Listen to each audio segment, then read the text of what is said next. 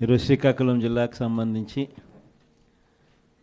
జెడ్పీటీసీలను, ఎంపీపీలను, municipal చైర్పర్సన్లను అందరినీ కూడా ఇక్కడికి ఆహ్వానించడానికి, మీతో కాస్త టైం గడపడానికి ప్రధానమైన కారణం ఏమిటి అనేది కొద్ది గొప్ప మీ అందరికీ కూడా అవగాహన ఉంటుంది అనుకుంటా.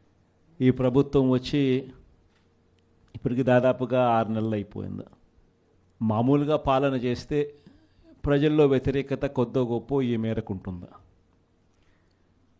కానీ ఫస్ట్ టైం ఇలాంటి ప్రభుత్వం చూస్తూ ఉన్నాం.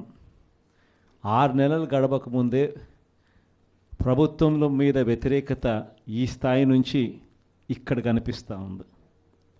ఈ రోజుకి కూడా మన జెడ్పీటీసీలు కానీ, మన ఎంపీటీసీలు కానీ, మన సర్పంచులు కానీ, ఎవరైనా కూడా ఏ గ్రామంలో అయినా కూడా, ఏ ఇంటికైనా కూడా గర్వంగా తలెత్తుకొని పోగలుగుతాం.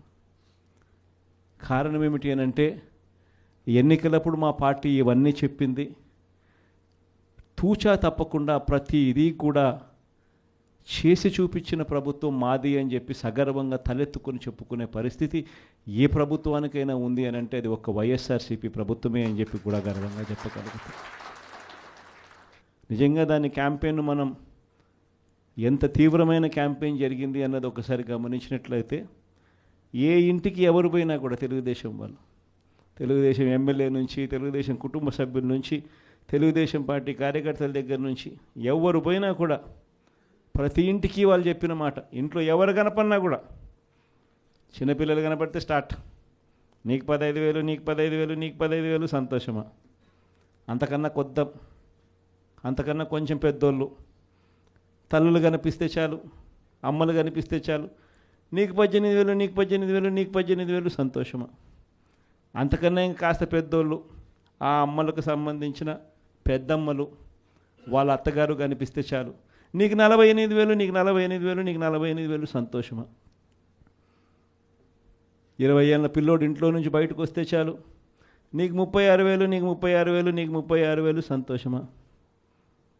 ఇంట్లో నుంచి రైతు కండువా వేసుకొని బయటకు వస్తే చాలు, నీకు 20,000, నీకు 20,000, నీకు 20,000, సంతోషమా అనే మాటలు ఈ రోజుకి కూడా నా దగ్గరికి మన ఎమ్మెల్యేలు కూడా నా దగ్గరికి వచ్చి చెప్పారు. చాలామంది కూడా చెప్పినారు, అన్న ఈ రకంగా చెప్తా ఉన్నారన్న, మనమేమో కుటుంబం మొత్తానికి సహాయం మనం చేస్తూ ఉంటే వీళ్ళు ఇంట్లో ఉన్న ప్రతి ఒక్కరికి కూడా మేము చేస్తాము అని చెప్పి చెప్పడం మొదలు పెడతా ఉన్నారు.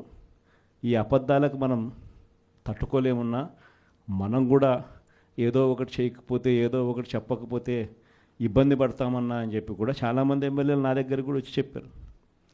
కానీ చెప్పినప్పటికి కూడా నేను చేయలేకపోయా. ఎందుకు చేయలేకపోయినాను అని అంటే, ఈ రోజుకి కూడా అంటారు చాలామంది ఎమ్మెల్యేలు నా దగ్గరికి వచ్చినప్పుడు కూడా, అన్న నీతో ఒక సమస్య ఉందన్న అంటారు. ఏంది ఆ సమస్య అని చెప్పి నేను అడిగితే, అన్న నీతో ప్రాబ్లం, నీలో అతి మంచితనము, అతి నిజాయితీతనం, ఈ రెండు నీతో ఉన్న సమస్యలు అన్నా అని చెప్పి కూడా అంటారు. వాస్తవమే, అతి నిజాయితీతనము, అతి మంచితనము, ఈ రెండు బహుశా నాకున్న ప్రాబ్లమ్సే కావచ్చేమో. కానీ మళ్ళీ రేపొద్దున మనం అధికారంలోకి వచ్చేసరికి మాత్రం మళ్ళీ అవే కారణాల వల్లే మళ్ళీ మనం రేపొద్దున అధికారంలోకి వస్తామన్న మాట కూడా అంతే వాస్తవం.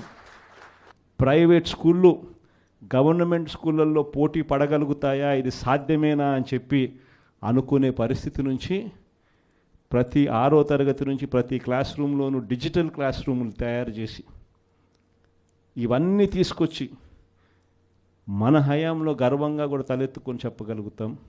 ప్రైవేట్ స్కూళ్ళు గవర్నమెంట్ స్కూళ్ళతో పోటీ పడే పరిస్థితి వచ్చింది అని అంటే అది ఒక్క వైఎస్ఆర్సీపీ హయాంలో మాత్రమే. వసతి దీవెన గాలికి ఎగిరిపోయింది. పిల్లలను ఈరోజు చదువుకునే దానికోసం ఇంజనీరింగ్ కాలేజీలో యాజమాన్యాలు, మీరు ఫీజులు కట్టకపోతే మీరు చదువుకునేదానికి మేము ఒప్పుకోము, ఫీజులు తీసుకొని రండి అని చెప్పి పిల్లల్ని ఇంటికి పంపిస్తూ ఉన్న పరిస్థితులు ఈరోజు కనిపిస్తూ ఉన్నాయి. వైద్య రంగం పరిస్థితి కూడా అంతే దయనీయంగా ఉంది. ఆరోగ్యశ్రీ సేవలు మార్చి నుంచి ఇంతవరకు బిల్స్ లేవు. వ్యవసాయం పరిస్థితి అంతే. ఆర్బీకేలు స్థాపించి ఈ క్రాప్ పెట్టి ట్రాన్స్పరెంట్గా పారదర్శకంగా ఉచిత పంటల బీమా అమలు చేసి దళారీ వ్యవస్థ అనేది లేకోకుండా ఆర్బీకేల ద్వారానే పంటలు కొనుగోలు చేసి ప్రతి రైతుకు తోడుగా అండగా నిలబడే కార్యక్రమం మనం చేస్తే ఈరోజు ఏ రైతు ధాన్యం కొనుగోలులో ఏ రైతుకు కూడా కనీస మద్దతు ధర రాని పరిస్థితిలో ఈరోజు వ్యవసాయం చేస్తూ ఉన్న పరిస్థితులు ఈరోజు కనిపిస్తూ ఉన్నాయి. మళ్ళీ పథకాలు ఎలా ఉన్నాయో అని హలో అని ఫోన్ చేసి అడుగుతారంట. పథకాలు ఉంటే కదా నువ్వు హలో అని చెప్తే అవతలోడు హలో అని చెప్పి మళ్ళీ చెప్పేదానికి. పథకాలు లేవు, ఫోన్ చేసి నువ్వు హలో చెప్తున్నావు. అది పరిస్థితి. ఇంత దారుణమైన పరిస్థితుల్లో ఒకవైపున ఉంటే మరోవైపున చూస్తే విచ్చలవిడిగా కరప్షన్. ఇసుక రేట్లు మనకన్నా తక్కువ రేట్లకు ఇస్తామన్నారు.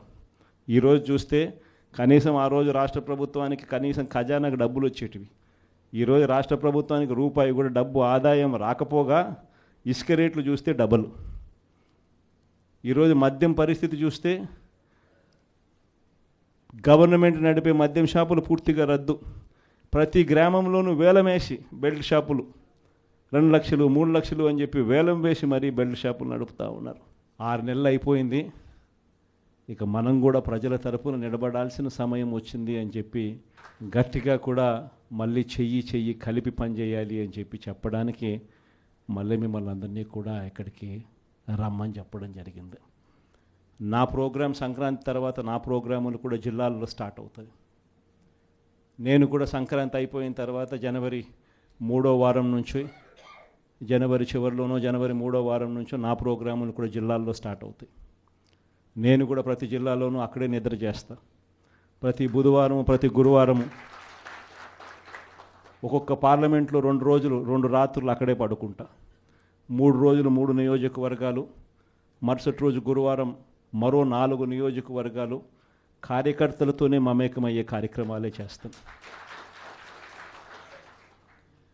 ప్రోగ్రాం పేరు కూడా కార్యకర్తలతో జగనన్న పార్టీ బలోపేతానికి దిశ నిర్దేశం అనే ప్రోగ్రాంతోనే ఆ ప్రోగ్రాంలో కూడా అడుగులు ముందుకు వేస్తాం.